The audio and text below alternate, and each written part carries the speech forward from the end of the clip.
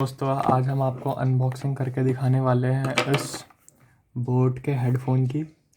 ये हमें 1200 रुपीज़ का पड़ा है फ़्लिपकार्ट से, या आज ही आया था।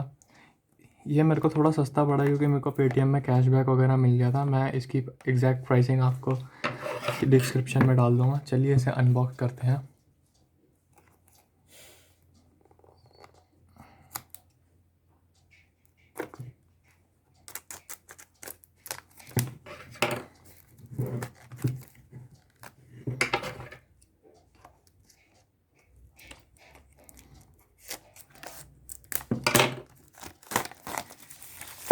तो हमें तो यहाँ तो कुछ नहीं मिलता है, यह बोट की सील मिलती है हमें यहाँ पे।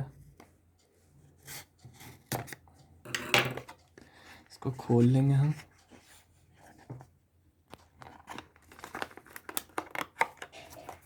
ओह, दूसरी साइड भी बोट की सील मिलती है।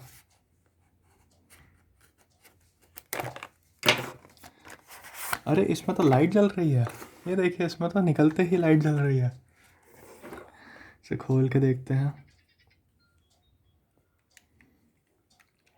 तो ये है, देखिए हेडफोन्स। ये मुझे थोड़ी बहुत एप्पल की कॉपी लग रहे हैं,